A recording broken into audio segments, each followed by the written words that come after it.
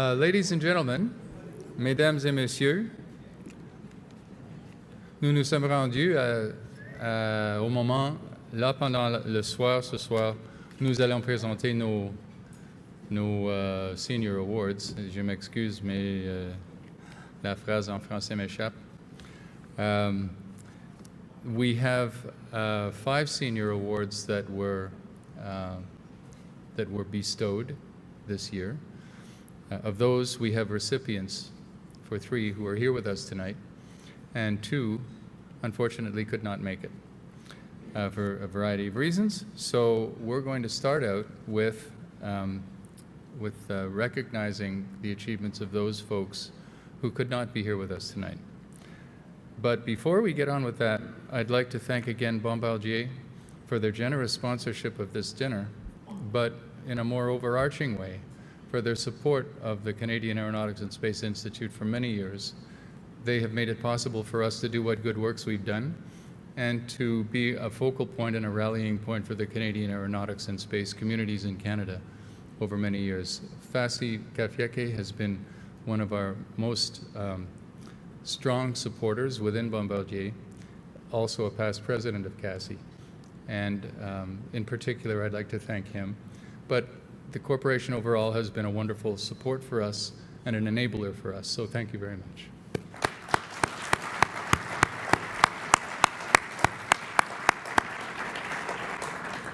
Also, I'd like to acknowledge the musical accompaniment of the Iceberg Trio. Thank you very much, ladies and gentlemen.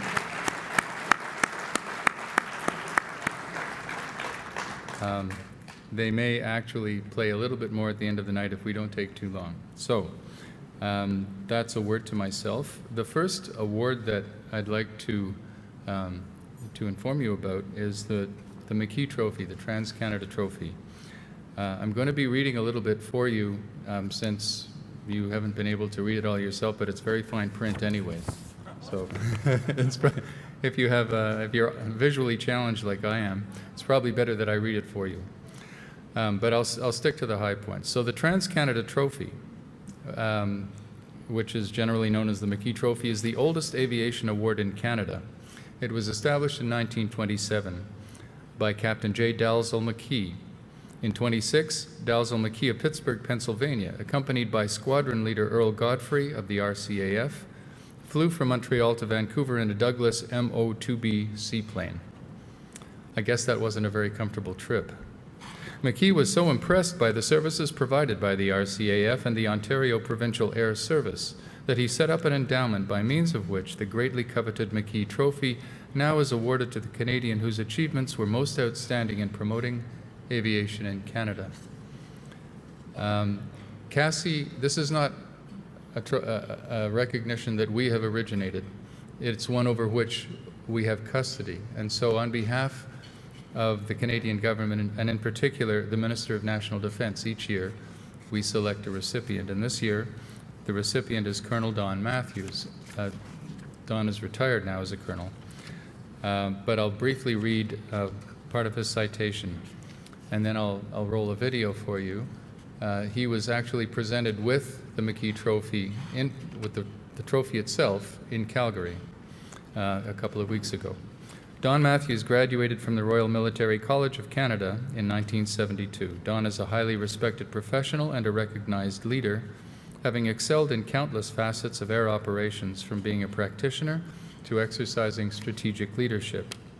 A decorated fighter pilot, his stellar military career includes command of 439 Squadron in Germany and in the Middle East, where he commanded the CF-18 Squadron, known as the Desert Cats, during the Gulf War. He later served as commander of the Canadian contingent of the United Nations mission to Haiti.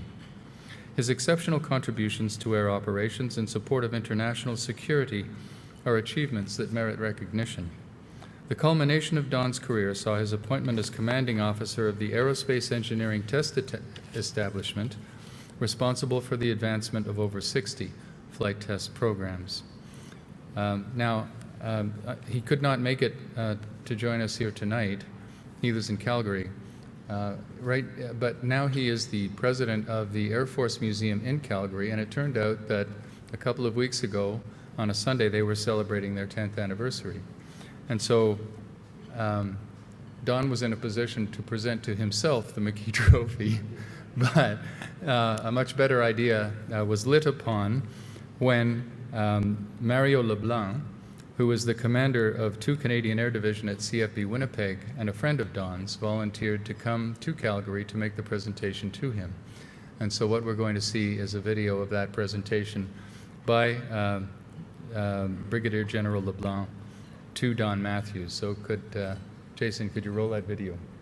So this trophy was established, I believe, almost 100 years ago.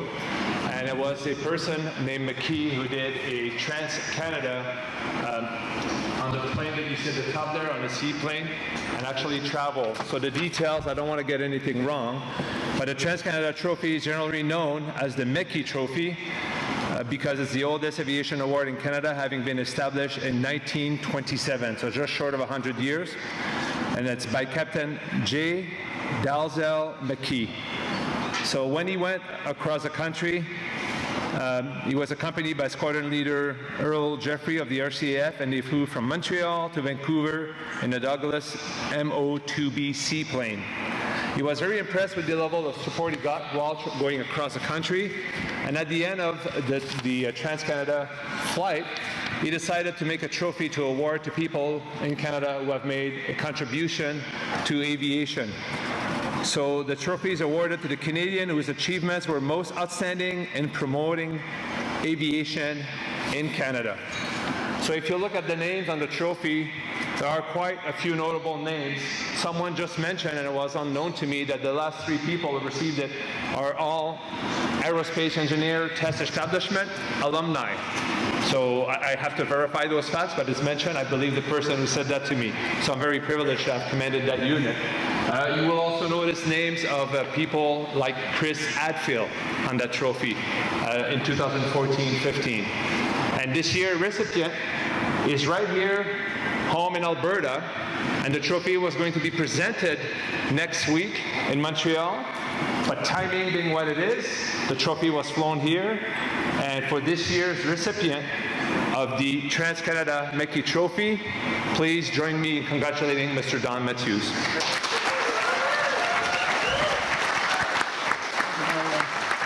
All right, no, thank you for finding that. Thank you so much.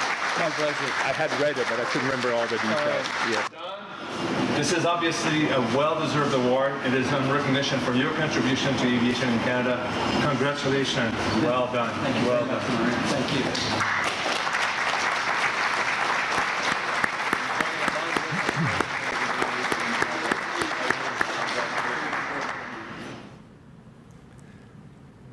So what you saw in that picture was the Mckee Trophy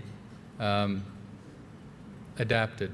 So the original Mckee Trophy has a marble base that weighs about 1,000 pounds. And right now, it resides at Canada's Aviation Hall of Fame in Wetaskiwin, Alberta. The trophy, the top part of the trophy with the globe and the lady holding the biplane aloft, that part sits on the base. So we had too many plaques after a while for the marble base. So rather than build another layer of marble on this already rather heavy base, we built one out of mahogany. And so that is what you saw in the picture, is the substitute base. So now the whole thing is at Canada's Aviation Hall of Fame in Wetaskiwin, and Cassie's board, the council, is considering whether to accede to the request of the Hall of Fame to keep the trophy there so that many thousands of people who go through the Hall of Fame every year can enjoy it, or to explore another possibility, which is to have it reside at the Canada Aviation and Space Museum. So we'll see how that plays out. But in the meantime, I think Don Matthews was a very deserving recipient. The next award that we're going to present is the C.D. Howe Award, the CASI C.D. Howe Award. This is one that we did originate. And the recipient of this year's award is Rob Dewar. Now, up until a couple of days ago, Rob was planning on being here amongst us, but business being what it is, and the aerospace business being as international as it is, he was called away. on a business trip, and so he was unable to join us tonight. However, he did prepare a video, a personal video, that we'll be showing you in a minute. But first of all, I'd like to say a few words about the C.D. Howe Award and what it is about Mr. Dewar's career that made him the recipient. So, the award was introduced in 1966 to honor the Right Honorable C.D. Howe. It's presented for achievements in the field of planning and policy making and overall leadership in Canadian aeronautics and space activities. So, those of you who know Rob Dewar and know of his career will know that he personifies really the evolution of the C-Series airplane. So I'll read a little bit about from the citation that was in the press release that you can find on the CASI website. Boasting a 20-year career with Bombardier, Mr. Dewar has held several key positions in engineering and product development, including being a very efficient engineering integrator for the CRJ-700 aircraft program. He joined the C-Series as Director of Product Definition at the very onset of the program in May 2004. He was appointed to the position of Vice President C-Series Integrated Aircraft Program, Bombardier Commercial Aircraft in 2010, a position he held until his promotion in 2018. The story is a long and detailed one about the obstacles that Mr. Dewar faced and how he was able to overcome them on behalf of his engineering team, and just defying some physics that were thrown in his way along the way as well, I guess. But I'll cut to a little bit down here. In 2016, Rob Dewar and the C-Series program team were awarded the James C. Floyd Award by the Aerospace Industries Association of Canada for their contributions to Canadian aerospace innovation and leadership, both domestically and in the global marketplace. The citation read in part, and here I'm quoting from our esteemed colleagues, the AIAC, "The development and launch of the C-Series aircraft is an industrial achievement of the highest order. It highlights everything that we celebrate about Canada's aerospace industry: innovation, perseverance, and a commitment to world-class products. Rob Dewar and his team have worked tirelessly for over a decade for the creation of the C-Series, making it the biggest Canadian commercial aerospace program ever launched." In 2018, under the joint partnership agreement between Airbus and Bombardier, he was appointed Vice President of Customer Engineering and Product Development for the newly named Airbus A220. The aircraft has had a profound impact on the world's commercial aviation industry, and Rob Dewar's leadership of the engineering effort has been instrumental in its outstanding success. So we have two videos in support of Rob's nomination. One is a video that will describe some of the outstanding features of the aircraft, and the other one is a personal message from Rob. So can we roll the aircraft one first, please?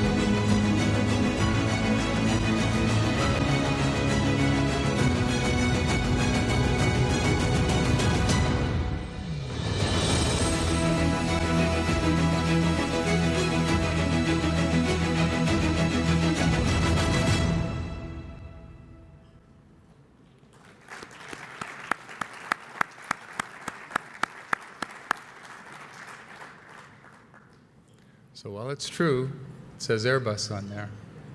I think we're all reading Bombardier when we see that, because for so many years this was a project dear to the hearts of the corporation and all the people working there. So unfortunately, since Rob cannot be here, we can't congratulate him personally. However, his colleague is here to receive the award for him, is Stéphane Ganem, and I'd ask him to come up and join me on stage so that we can present him with the award on Rob's behalf.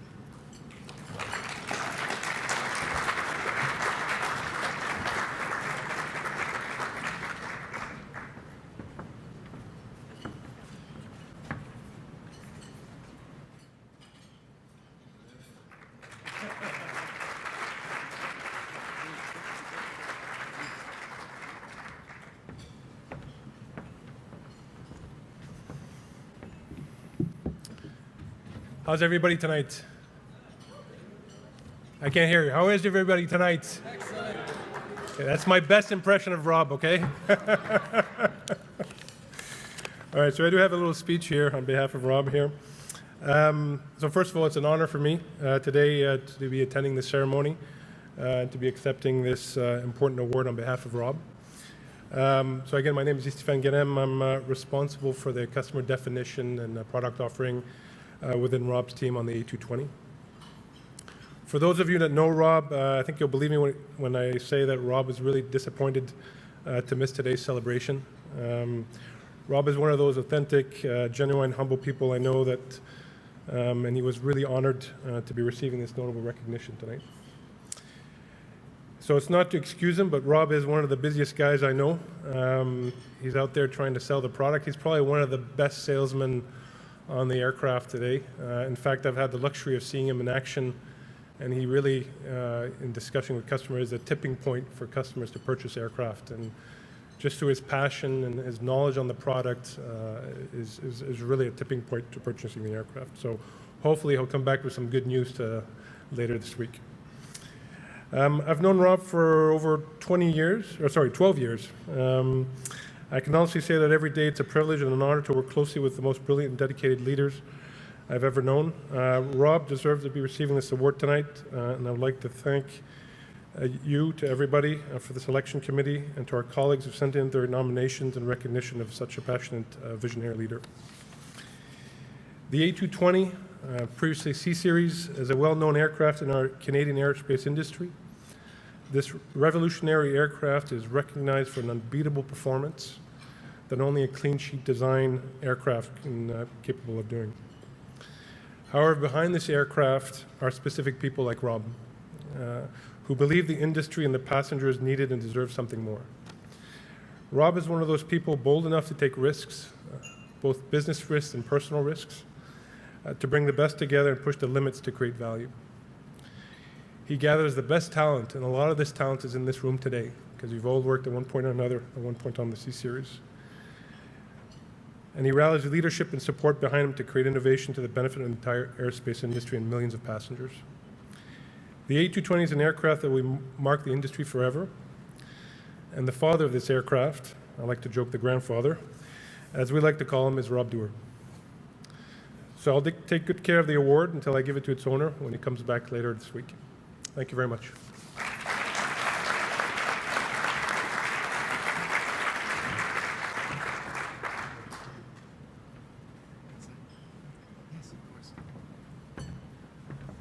So Jason, can we hear a few words from Rob himself? Good evening, everyone. Really wish I could be there with you tonight to celebrate this important event. I have to say that I'm really honored to and humbled to receive this award. I've been very fortunate to work with incredibly passionate people and leaders that really helped along my career. And really, it's really on them that I'm able to develop myself and be able to have this award.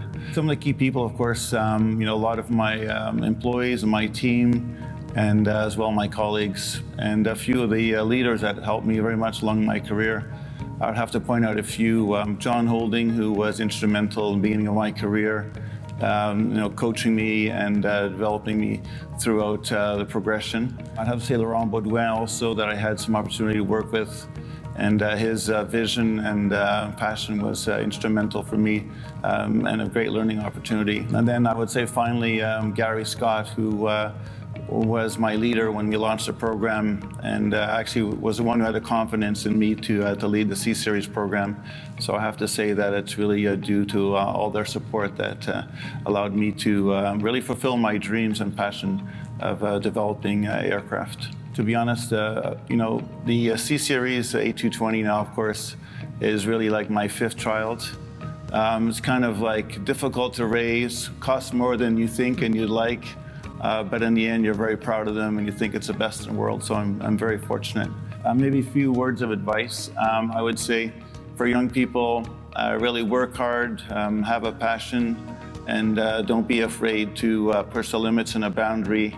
And that's what it takes, always calculate at risk to move innovation forward and to improve in all the aircraft in society. So thank you very much, and I hope to see you all soon, and enjoy your evening.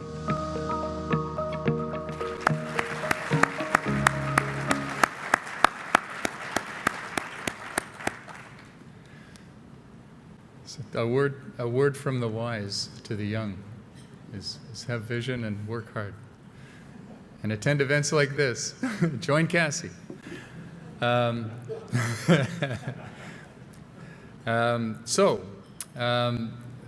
next presentation is not a presentation of a senior award. It's a recognition that within CASI, within the Canadian Aeronautics and Space Institute, we felt moved to make because it was called for. And so at this point, I'd like to call up to the stage our President Jacques Giroux and the recently stepped aside chair of our Senior Awards Committee, Dr. Bernie McIsaac.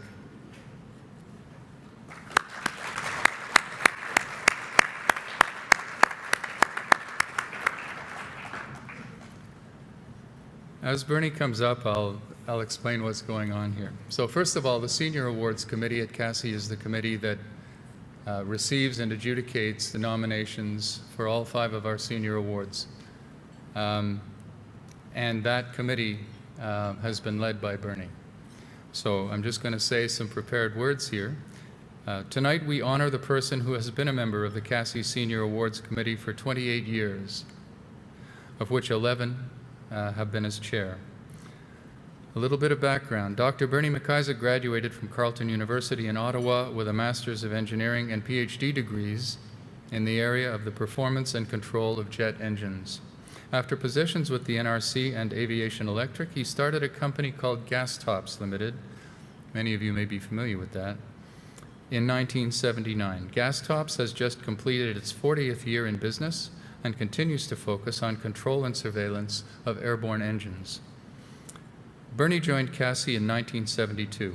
In the many years thereafter, he served on the executive of the Ottawa branch of CASI, on a variety of committees, and on the CASI board that we call the Council. He was elected vice president of the Institute in 1986 and became president in 1987. According to Bernie, the practice then was for the outgoing president to organize the annual conference for the next year, which I think is an idea worth reconsidering. Let's go for that. In 1991, Bernie joined the Senior Awards Committee chaired by Colin Wrong, then Vice President of Engineering at Pratt & Whitney, and some of you in the room may have known Colin. Colin stepped aside from the committee in 2008, and Bernie took over the leadership of the committee. He has advised that this has been his last year in this role, and so tonight we honor his many contributions to the life and the success of the Institute. So, Bernie, we have a gift for you. It's underneath.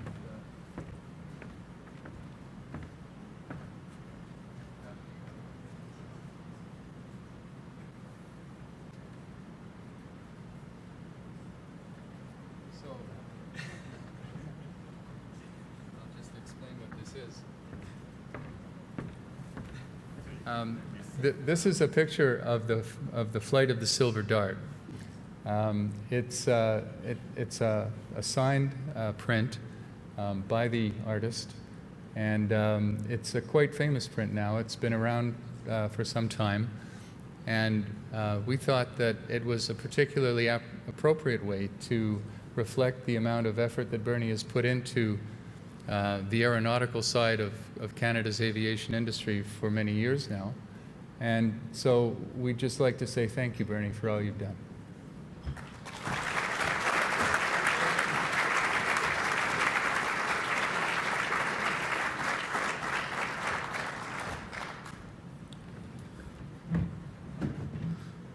I was not told that I had to say anything tonight, so this is entirely extemporaneous.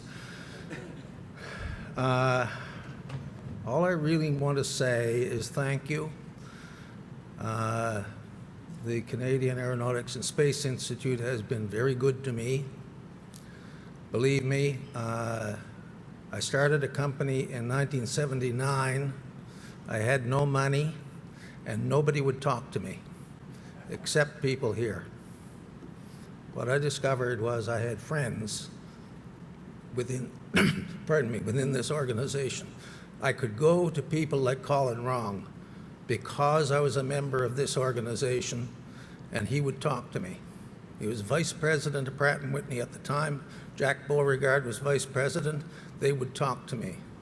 So I found throughout the entire career that CASI was central to everything aeronautical that I tried to do in this country. So sure, I served on the awards committee. I served on a number of committees. It was all fun. I enjoyed it. I'm not sorry I did it. And I thank everybody in this room for letting me do it. Thank you.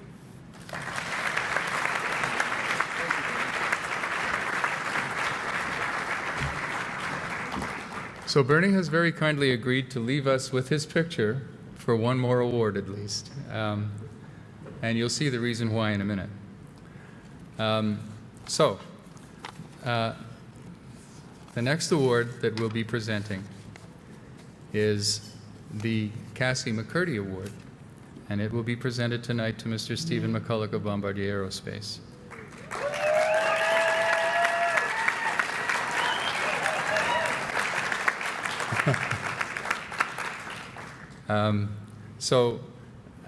The reason why, you'll see in a minute how this ties in.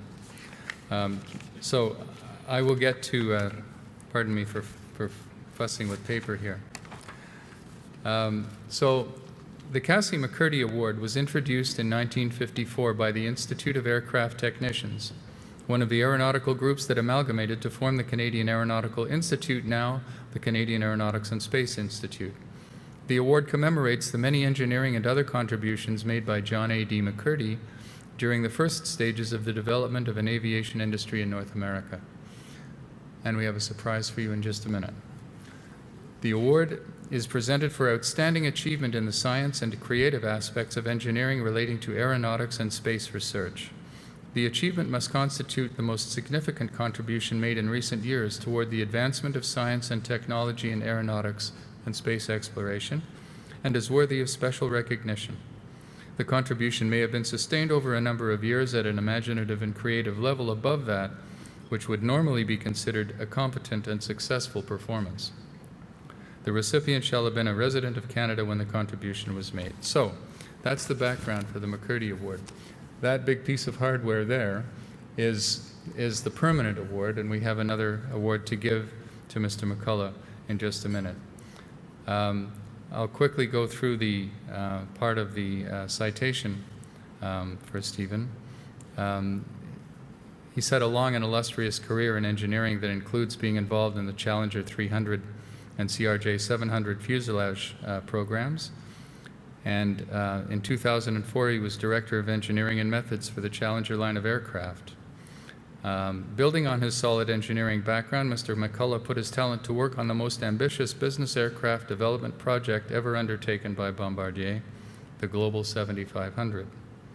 The Global 7500 program was launched in 2010, and Mr. McCulloch took the leadership role in 2011 as Vice President of the Integrated Product Development Team. By 2013, the design had progressed immensely, and in May 2014, the major structures assembly began on the first flight test vehicle. In September 2018, the National Aircraft Certification Office of Transport Canada awarded the type certificate to the model BD 702A12, which I'm sure means something to you. Only 23 months after the first flight, which itself was an enormous achievement. Under the leadership of Mr. McCullough, the integrated Global 7500 product team has successfully designed, developed, tested on the ground and in flight, and finally put in service the most innovative and performing business aircraft in the world, capable of meeting and even surpassing the initial performance estimates. There's much more that I could go on about, Mr. McCullough, but I'll conclude by saying throughout the Global 7500 development program, Mr. McCullough also led the technical management of 35 structural and component suppliers located in several North American and European countries. In addition, he is recognized by his peers for the rigor and integrity he applies to all spheres of a development program, particularly in the definition and implementation of engineering work, the identification of technical risks, and his dedication to flawless execution. So, to assist us with the presentation of the Mccurdy Award, we have with us tonight Honorary Colonel Gerald Haddon. Gerald, will you come up and help us, please? Gerald is the grandson of John Douglas Mccurdy. And so Gerald is here to make the presentation.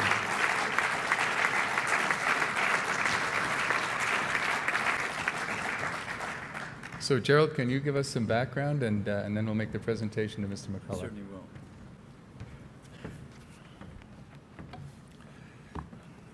Distinguished guests, ladies and gentlemen, I'm immensely proud to be representing my grandfather, Honorary Air Commodore, the Honorable John Alexander Douglas Mccurdy, in presenting the 2019 Mccurdy Award to Stephen McCullough.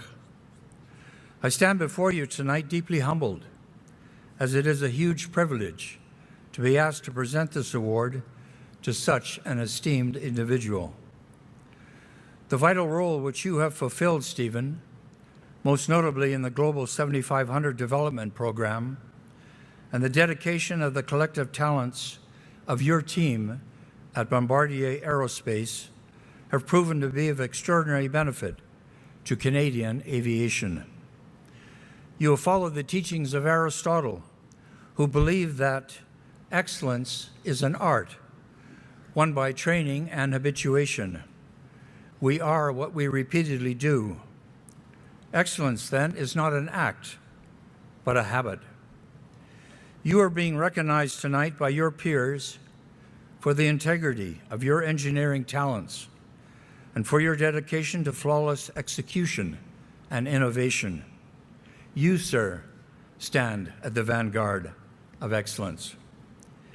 Leonardo da Vinci was fascinated by flight for much of his life, drawing sketches of flying machines over 5,000 years ago.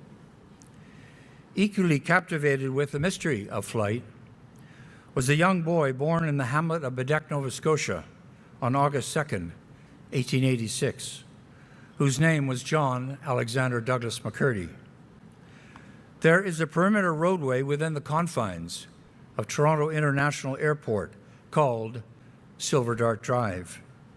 You may be unaware of its historical significance, but Canadian aviation began when my grandfather shook loose the frozen bonds of Bedore Lake on February 23, 1909, when he made the first controlled flight of an aircraft by a British subject anywhere in the British Commonwealth, in Bedeque, Nova Scotia, and a fragile airplane he designed and built called the Silver Dart. In doing so, he unleashed the power of man to thrill, shock, elevate, and set Canadians free from the pull of gravity. He placed his hand on the arc of history and bent it towards this emerging nation's age of flight. Mccurdy was a true visionary of his time, with his accomplishments ranking in the forefront of world aviation. In 1959, the chairman of the National Geographic Society, Gilbert Grosvenor, wrote that he had known Lindbergh, Amundsen, Byrd, Perry, and Shackleton, and stated, "I regard J.E.D. Mccurdy as a man who ranks with the very greatest of these." Known as John the Baptist for being the chief force behind the founding of the Royal Canadian Air Force, McCurdy was acclaimed the first member of Canada's Aviation Hall of Fame with the following citation: "The dedication of his engineering talents to the development of manned flight was the prime factor in the birth of North America's aviation industry and has proven to be of outstanding benefit to Canadian aviation." Our cherished nation continues to produce people such as you, Stephen, and organizations such as Bombardier Aerospace, who have accepted the challenge of pushing the boundaries of aviation. As I reflect on your aviation accomplishments, on Canada's aerospace industry, and on my grandfather's aeronautical achievements, I am reminded of the words of Sir Isaac Newton: "If I have seen further, it is only by standing on the shoulders of giants." Tonight we celebrate your hallowed feats and acknowledge that your contributions have helped maintain Canada at the forefront of worldwide aeronautical excellence. May I take this opportunity to offer my heartfelt congratulations. My grandfather would be immensely proud of you. Stephen, it is a singular honor for me to present the Mccurdy Award to such a deserving individual. Thank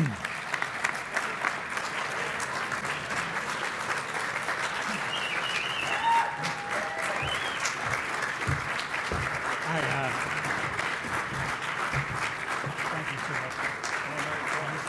I think we're going to have a big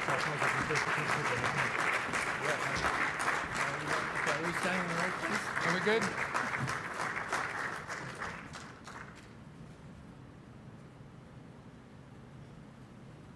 wow. It's quite heavy. That's not what the wow's about. Oh, no. All right. Okay. And according to Jim Martin, this is as much as I get to hold this for, is that? Okay, everybody got their pictures? Got their pictures? Maybe a few words. Oh, thank you. So put it down. It's an honor. It's not a pleasure. It's an honor and a pleasure for me to do what I did, say what I said. Bonjour à tous, ça va bien? Je vais continuer en anglais, je pense. So, you know what do you say after that? This hard-driven, simple engineer actually is drawn to be extremely humbled tonight. Thank you so much. It's an honor to be here this evening. It's an honor to be selected for this very prestigious award. First and foremost, I probably should pass my congratulations on to my fellow award recipients, retired Colonel Don Matthews, Jean-Marc Leclair, Frédéric Peltier, and of course my friend Rob Dewar, who actually comes across way better in videos than he does in person, but please don't anybody tell him I said that. I'd like to extend my gratitude. Thank you, Jeffrey, for the MC. Dr. Giroux, thank you for this. You know, there's a lot in setting up a conference like this. There's a lot, the door opening part of it all, the professionals, the energy about the advancement of knowledge in our field. It's impressive, and trust me, join CASI is the main message from this. It's really important that we do this and protect the advancement that we have in Canada. You know, I'd like to thank those that supported my nomination for this award. It's humbling to be experienced, to be singled out when you're part of a vast team that makes stuff like this happen. It really, really is. And honestly, at times when you hear things about yourself, it's kind of, wow, that sounds like a brilliant person. I wonder who they're talking about. You know, I'd like to start off with my colleagues that are here tonight, Michelle, Nancy, Paul, from the senior leadership team of Bombardier Aviation. Thank you for being here. You know, if you look at it, we take this on the behalf of the entire Bombardier team that really have created this amazing product. It's a privilege to be able to share it with you. Benoit Bro, thank you for all of the work and the kind words at the start. You've managed to remove half of the presentation material that I had, which is a good thing. And wow, what a highlight to be presented this by Gerald. I mean, honestly, it's this is a memory logger for the rest of my life. So thank you so much. It's an honor and a privilege, and we're only here because we stand on the shoulders of people who are truly amazing. And I hope that, obviously his legacy does live on in this amazing trophy. And I hope that my name and the names of others can do it the honour that it obviously deserves. The aviation industry followed our flagship progress pretty intensely. Bombardier has been known to be in the news quite a bit, for all the way from the drawing board, first flight to certification, finally now that it's in service. If I look at it from a personal point of view, a lot of highlights along this journey, a lot of unforgettable items. The final wind tunnel test at NRC in Ottawa. One thing about doing things right is that you don't accept things when you do it the first time and it's close. And we really went back and back and back and made this wing, and CASI and the team, to actually have a wing that performs well at 9.0, 9.25, and yet can land in London City with ease is not something that happens by drawing something the first time. And so really we took a lot of effort, a lot of energy with the team, and a lot of late nights to really get this wing right. And we knew at the last time in the wind tunnel, it's like, wow, we've done it. So that was good, so we moved on. The first flight in Toronto, Ed, our chief pilot, life is funny as a chief engineer. You're really happy to see your energy take off for the first time. You're actually a bit more happier to see it land for the first time. And I think to give an idea of the level of confidence that Ed and the team have, to actually on a first flight, to come in, retract the gear, do a fly past, and then join and land, gives a level of confidence of the maturity of this product at first flight. Amazing. If any of you have a chance to look at YouTube, you'll actually see on the first flight video, I had to sprint to actually shake Ed's hand, got out of the aircraft way too fast. If you look at the success of good engineering and a strong team, is that it was like that throughout the whole flight test program. This aircraft wanted to fly, it wanted to get there, and really it was up to us to keep up with it and get ahead of it, and the team. Must admit, I really enjoyed it. I took a chance for 3 Saturdays to work as a flight test engineer with our team. My advice to any sort of young engineers around the table would be, get your hands dirty, get in the middle of it all, do it. You won't, PowerPoint and PowerPoint with animation, one of my pet annoyances, it's not going to really get to the end product that you want. Go and get into the middle of it all. I think the nights, the certification items, I think all amazing, and I think finally to really have it where we signed it off as the applicant, Francois, the DAO signed it off, and then to have Dave Turnbull come and give us that type certificate, just huge, just amazing, memorable parts of it all. I think it's been really, we look at a lot of things that are going on, extremely gratifying to work collaboratively with Transport Canada and the other agencies throughout the entire validation process. It's nice to see Jim Martin, former Transport Canada, in the room, who received the Mccurdy Award in 2006. So his name's on this, and he has a funny accent as well, apparently. From the onset, our intent of this program was very simple. It was to design and build an aircraft without compromise. It's not often in your life you get a chance to go and do that, and in the end, it's much more. We have clean sheet, largest, most luxurious, longest range business aircraft, beat all of our numbers, lands, as you see, very short distance in the videos. And honestly, this is a Canadian product. And so it's really humbling to, we took business aviation, and sure, there will be things come after us, but we really lifted the post up a bit and set the right standard. I get an extreme sense of pride knowing that we achieved this without really compromising any of our core values.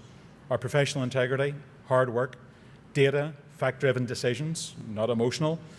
These really acted as our guiding star throughout the whole development process, and I think if you look at it, the testimony of that is the end product. In the industry, I hope that this sends a very strong message to those around that says that Bombardier is a company full of intelligent people, brilliant, amazing engineers that make incredible products, and really proud to be among them.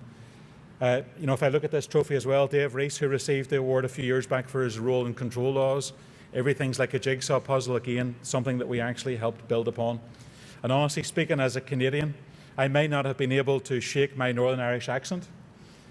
I'm not sure that I want to shake it, but as a proud Canadian citizen, being recognised tonight from a Canadian institute renders this moment even more special to me. It also feels appropriate to thank my university, Queen's University, but Queen's University Belfast, not Kingston, as people keep telling me, for the great education I received during my mechanical engineering degree. And finally, and probably most importantly, I've been blessed to be surrounded by strong people in my life. I've been blessed in this company to be surrounded by geniuses that really, took the time, took the effort to sort of bring along and explain explain to me why things happen. We look around and we look at sort of as well the whole infrastructure, the family. Jill, my way better half. Thankfully, she's in aviation, right? Actually, Jill deserves anybody with me deserves a round of applause, I think. So Jill does.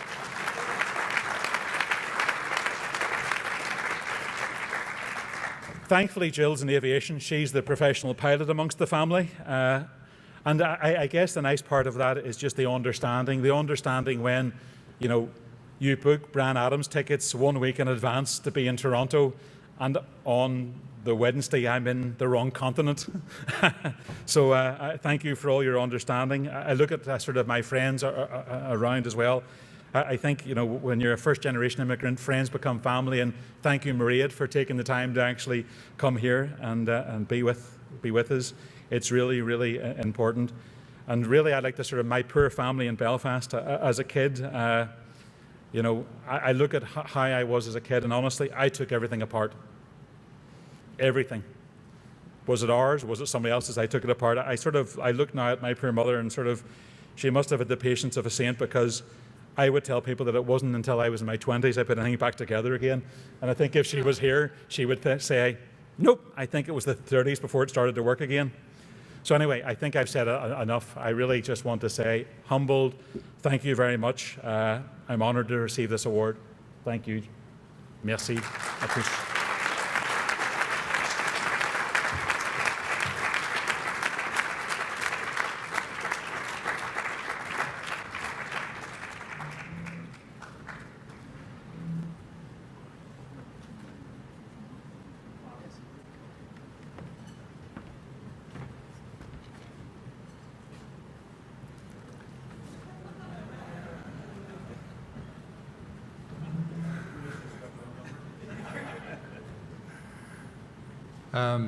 I should mention that tomorrow at our luncheon, Gerald would be giving the Turnbull Lecture to provide some more detail about the role that John A.D. Mccurdy played in the early evolution of the Canadian aerospace industry. It's quite a fascinating story and has a lot to do with the eastern part of Canada, with some other very famous Canadians. So I hope those of you who can stay will enjoy the luncheon tomorrow with Gerald's more fulsome description of the role his grandfather played. The next award that we'll be presenting, and thank you, Gerald, for the loan of, or Bernie, for the loan of the picture. We'll make sure you get it back before you leave. The next award we'll be presenting is to Frédéric Peltier of North Star Data. And Fred has the distinction of having the largest table here tonight. Fully 10 people there. So I'm going to now read you something about Fred's the award and the accomplishments that are being recognized tonight. The Alouette Award, there's a picture of the Alouette, or a model of the Alouette satellite. The award was introduced in 1995 to recognize an outstanding contribution to advancement in Canadian space technology, application, science, or engineering. It may be awarded to an individual, to a group, an organization, or group of organizations as appropriate to the nature of the contribution. And in fact, the Alouette Award has been presented to all those different combinations of recipient. The contribution must be recognized as a Canadian-led space endeavor or as a significant Canadian contribution to an international program. And I'm about to tell you a lot about that. Fred Peltier was hired in 2002 by the Canadian Space Agency as an astrodynamics engineer. And, for those of you who are unfamiliar with space as an endeavor, some of these things that I'm going to read may sound kind of unbelievable, but they really happened. Throughout his career at the Canadian Space Agency, Fred has embraced and reflected the key values of professionalism and teamwork. In the fall of 2004, Fred was offered and accepted the position of navigation engineer for the Cassini-Huygens mission to the planet Saturn. The job included orbit determination and maneuver planning, Cassini-Huygens was launched in 1997 and entered Saturn orbit on July 1, 2004. Huygens was deployed from Cassini to land on Saturn's largest moon, Titan. Since then, Cassini became an orbiter around Saturn. With the probe safely in orbit, the mission scientists wanted to maximize the science return, which can be simply summarized as, quote, maximize the number of moons to be visited at the closest distances with minimum fuel. No problem, right? The request sounds innocent, but to implement required a team of navigation experts. Fred joined the team in 2005, and 3 years later, he was promoted to be the team manager for Cassini Navigation, leading a group of 8 engineers. Fred's excellent navigation skills achieved considerable renown, and his next assignment was with the New Horizons mission team. They launched a probe to Pluto in 2006 that was to make the closest encounter ever of the, quote, planet, unquote, which it's probably not, in 2015. By then, Fred was working at a company called Kinetics, and through a special arrangement with the firm, Fred supported the Pluto encounter in the final home stretch from his home in Quebec City. With Fred as the team lead, the orbit of the probe was continuously reconstructed using telemetry and the occasional image of a few pixels in size. As the Pluto image became more detailed, the team had to determine the final burn for the closest encounter. And bear in mind, there's a time lag involved here. Owing to Fred's expertise and talent, New Horizons snapped the best images we have ever seen of Pluto on July 14, 2015. It is no exaggeration to state that this once-in-a-lifetime mission achieved its goal with the fine guidance from Fred. Based on that outstanding success, the mission was extended to explore the Kuiper Belt. When New Horizons left the orbit of Pluto, the probe was approximately 9 astronomical units distant, or 9 times the distance between the Sun and the Earth, and moving at a speed of about 16 kilometers a second. Scientists identified a target known as 2014 MU69 in the belt to explore.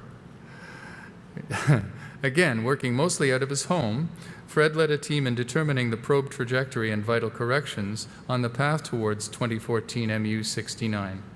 The small fuel reserve remaining in the New Horizons spacecraft limited maneuvering to only 4 major burns in traveling 9 astronomical units.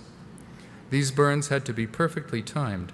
Without them, the probe would miss the target by as much as 5 million kilometers, which may not sound like much in space, but that can ruin your picture. On January 2nd, 2019, New Horizons delivered the first image of 2014 MU69, aka Ultima Thule. We have since learned that this is not a single object, but 2 bodies or contact binary looking like a snowman, or actually looking like a peanut, like the twin rotor autonomous vehicle that Canadair designed many years ago. It does look like that on its side. Ultima Thule is about 19 kilometers in size. Sorry, Ultima is 19 kilometers in size, and Thule is about 14 kilometers. It is hard to imagine how refined must be the engineering skills required to guide a space probe on a 9 astronomical unit journey to make a close encounter with such a tiny object 3 years later. In recognition of his New Horizons accomplishments, the International Astronomical Union has approved naming asteroid 177722 after Frédéric Peltier. Fred, would you come up and accept your award, please?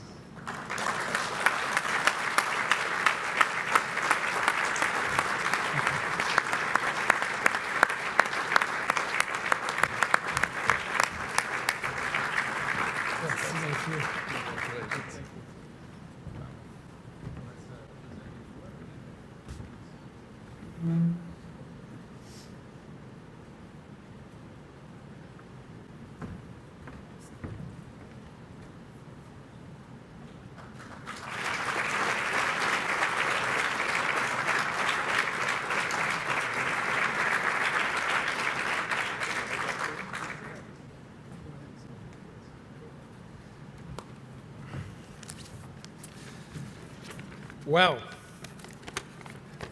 I hardly believe what I just heard. Did I really do that? I'm looking at the little model of Alouette right there, and this is my Stanley Cup. Do you mind if I hold it for a second?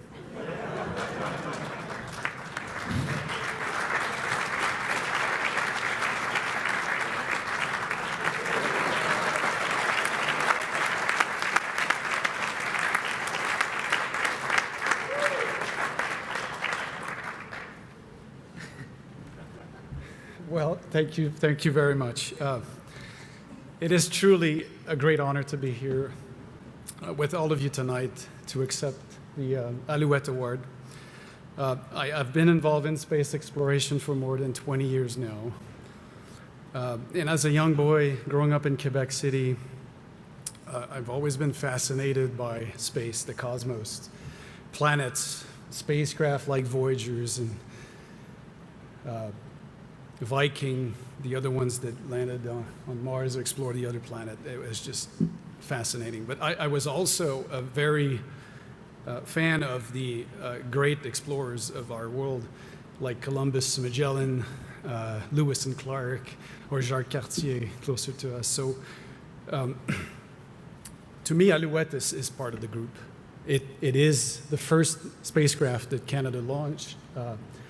We were the third nation in space after the mighty US and USSR. So I think this is something we can all be proud of. So, and to quote a famous Hollywood phrase, to boldly go where no one has gone before is something that I've always wanted to do. And I dare say that even though I'm more of a Star Wars fan than a Trekkie. So. Je veux prendre quelques instants pour remercier l'Institut d'aéronautique spatiale du Canada. We're used to CASI. La CASI, pour moi, vraiment, ce qui représente les plus hauts standards de qualité dans notre domaine, tant au niveau aéronautique que je connais moins, mais du côté spatial aussi au Canada. Alors, merci beaucoup. I actually remember back when I was an undergrad at Université Laval in mechanical engineering, I came across my first CASI journal where there was an article in there about spaceflight mechanics, which was quite interesting to me and inspired me in my career. But I will admit that at the time, the article was full of equations that I did not completely understand, but it just motivated me to continue and figure them out.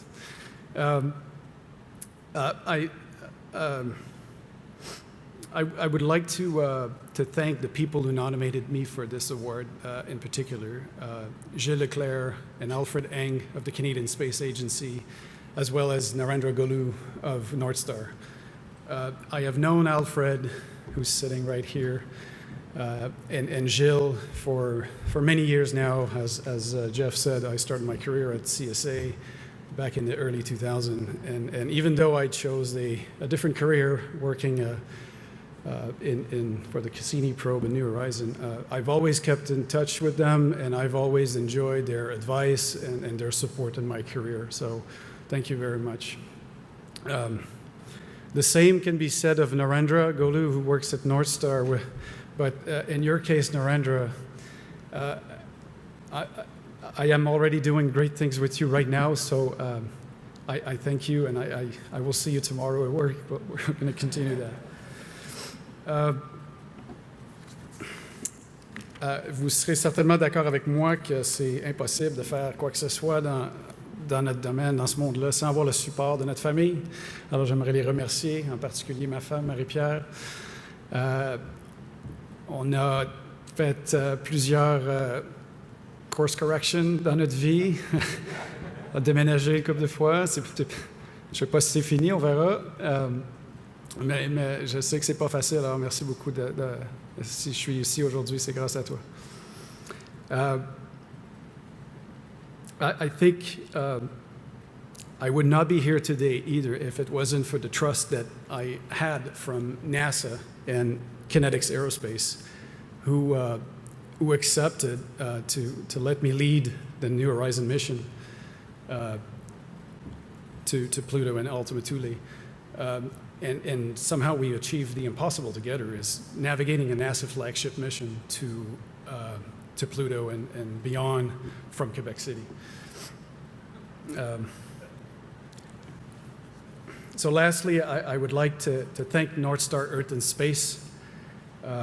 I'm guessing that people in this room and in the country do not know what North Star is just yet, but I am convinced this is about to change. North Star is building a very impressive space infrastructure that will monitor our planet's health as well as monitor the safety of our satellites in orbit at a level never before seen. So stay tuned for that. I've been working on North Star through the end of the New Horizon mission since basically its conceptual debut, maybe 5-6 years ago when I met Stuart, who's sitting right here. And I am very proud and honored and excited to be part of this project. So we're gonna continue working on this together, and I'm really happy.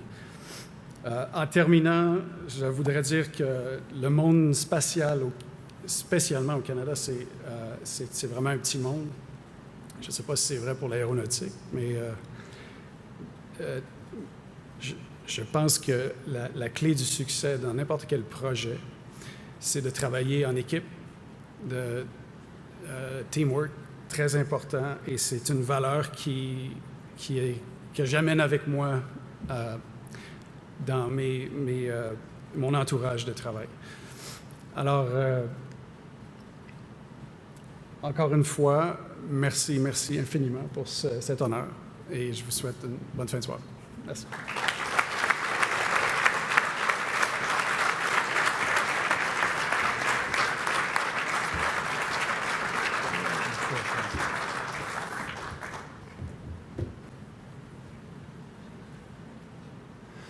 So it's kind of a unique benefit for an aeronautical conference to enjoy a presentation to an astronomical person. It's kind of unusual, it's serendipitous, and I hope folks here tonight have had a taste of what the other side of the Cassie house is involved with. We have much to do with space as we do with the aeronautical community, and it's a real honor to be able to welcome Fred here. As a matter of fact, he'll be at Le Bourget next month, along with Stuart Bain and the rest of the North Star crew.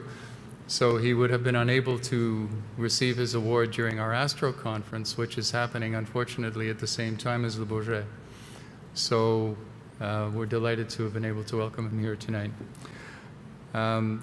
So the final award we'll be presenting tonight is going to be presented to Monsieur Jean-Marc Leclair, also of Bombardier Aerospace. And this award is the Romeo Vachon Award. This is kind of a special award that Cassie presents because it recognizes a particular form of accomplishment, and I'll read you something about the award. The Cassie Romeo Vachon Award was introduced in 1969 by the Canadian Aeronautics and Space Institute in memory of one of Canada's outstanding bush pilots. It is presented for an outstanding display of ingenuity, initiative, and practical skills in the solution of a particularly challenging problem or series of problems in aeronautics and space activities in Canada.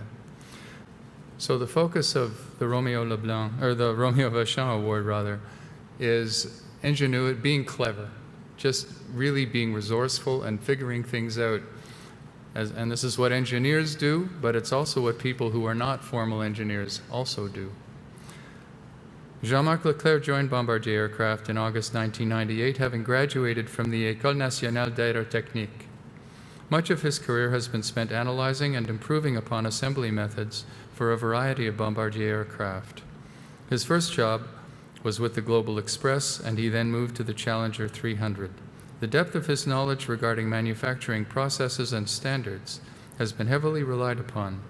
He has helped design, create, and implement tools that have contributed significantly to the success of the Bombardier business. For the quality department specifically, Jean-Marc has been a reference point during difficult conversations with external partners. I guess we know what that means. difficult conversations, bringing guidance, knowledge, and experience to the table. During periods when our suppliers were struggling, I'm speaking now on behalf of Bombardier. During periods when our suppliers were struggling to find solutions to complex technical issues having significant impact on production line outcomes, Jean-Marc has always been available as a key contributor to the problem-solving process. Jean-Marc has been recognized by top management at Bombardier for his sustained efforts to improve facilities so as to maintain the company's manufacturing leadership. One of his most significant innovations is a new aircraft position, which incorporates state-of-the-art technology. This new position makes possible a reduction in parts inventory and facilitates installation and calibration tests of flight controls by simulating the load of both wing and fuselage on each other prior to joining these two assemblies. A Bombardier patent for this technology has been filed and is helping the company to improve production efficiency while having a positive impact on the health and safety of employees. You know, this is the kind of contribution to a corporation that sometimes goes unrecognized, but in this case, fortunately, the folks at Bombardier have made a point of nominating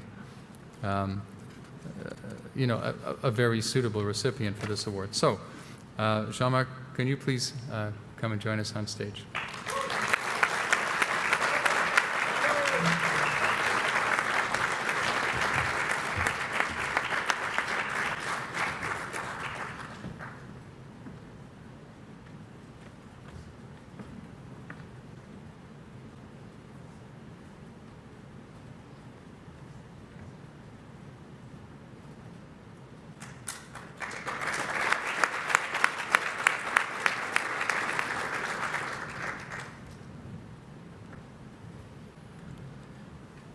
Thank you very much to everybody.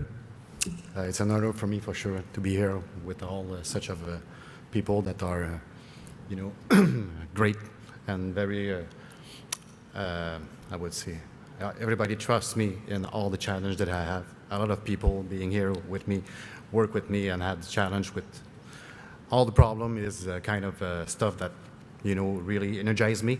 So the bigger is going to be the problem, the better I'm going to feel.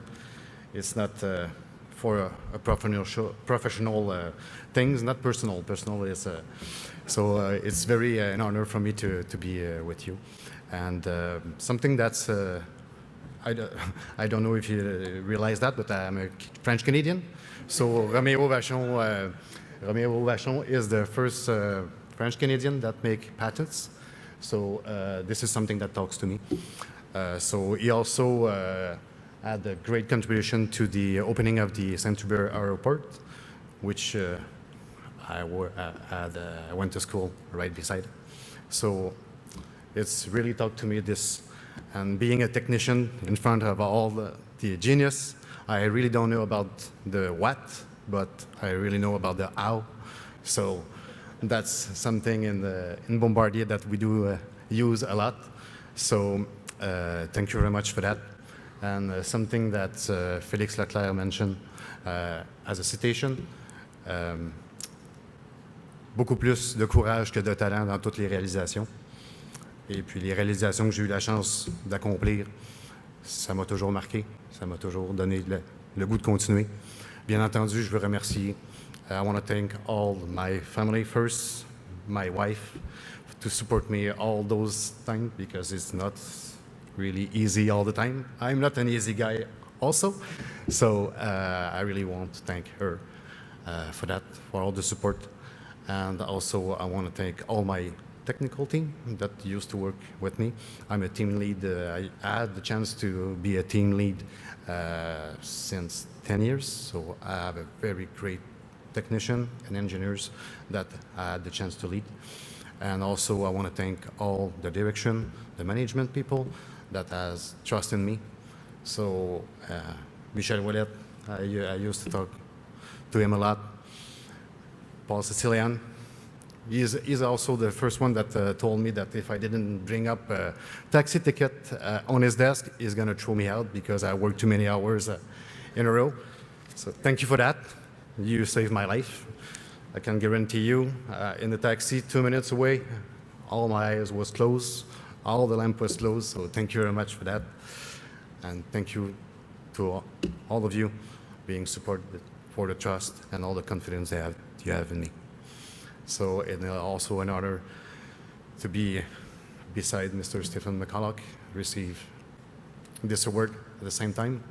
He used to be my first director also on the CL300. So we don't met a lot, but we know and respect each other, and I know. So thank you very much. Thank you to everybody. And thanks also to all the people that make these great events happen. It's a very flawless execution. So thank you very much to all. Have a great evening.